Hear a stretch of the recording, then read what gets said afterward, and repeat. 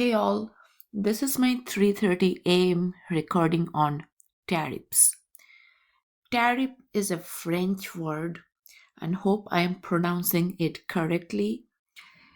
And this one is a tax that is imposed on an importing item.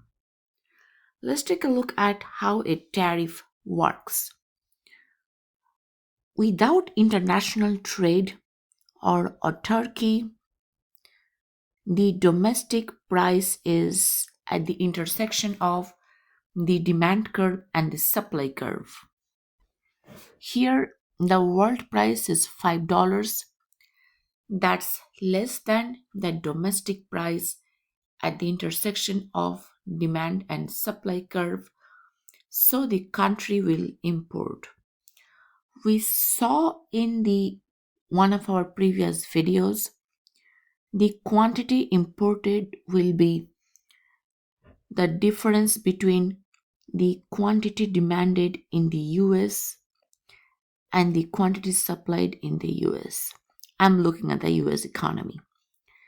The quantity demanded is where the $5 line or the world price hits the demand curve, that's 60, and the quantity supplied is where the $5 line hits the supply curve, that's 20.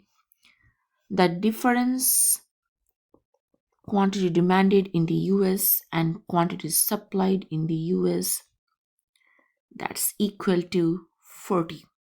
Okay.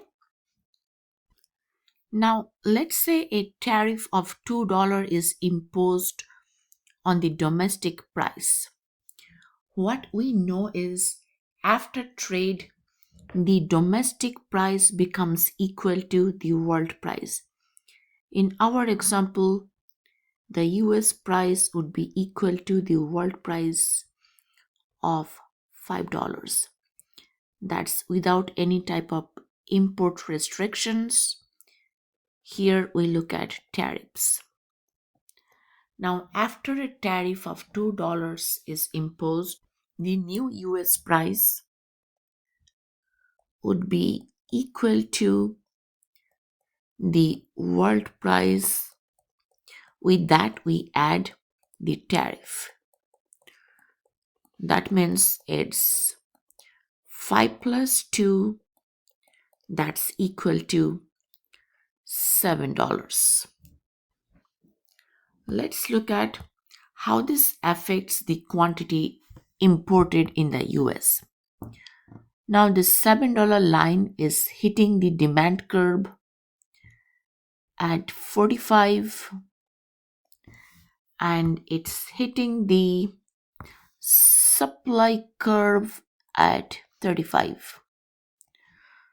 So the new quantity demanded in the US is equal to 45 units.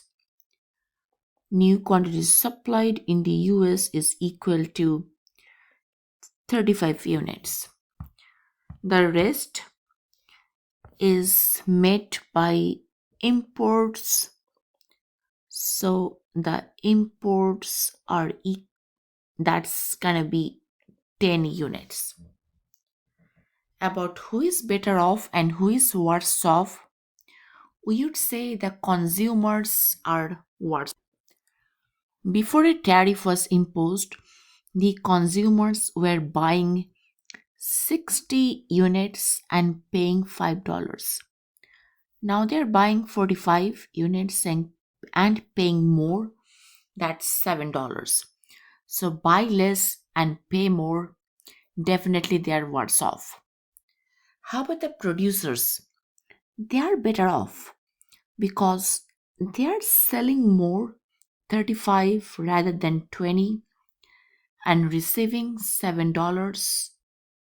That's better than $5. So the domestic manufacturers are better off. That's one of the motives of tariffs, to make the domestic producers better off. Let's look at the consumers and producers surplus before a tariff was imposed. The consumer surplus is the area below the demand curve and above the equilibrium price of $5. This graph is not drawn according to scale, so the consumer surplus will be half times 60 times 15 minus 5. The value of our consumer surplus is equal to $300. The producer surplus is half times 20 times 5 minus 4. So the producer surplus is $10. After a tariff is imposed and after the price is going up to this $7, this would be our new consumer surplus. That's equal to half times 45, the base, times the height, that's 15 minus 7. So the new value is $180. As you can see, the consumer surplus has gone down from 300 to 180. That means the consumers are worse off.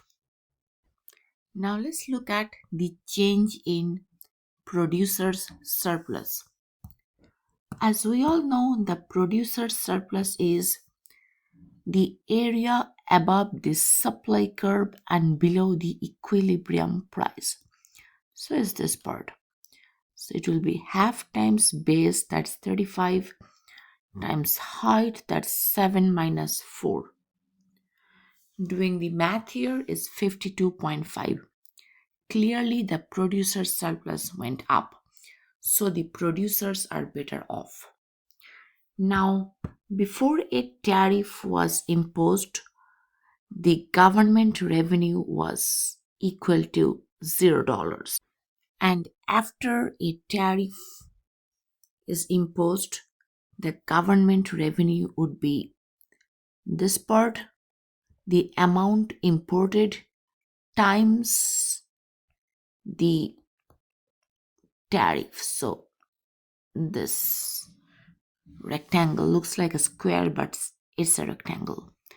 So this is 10 times 2, that's $20. So this is the new government revenue, that's $20. All right, so these are the effects of a tariff. Hope you enjoyed this video and like and subscribe. Thank you.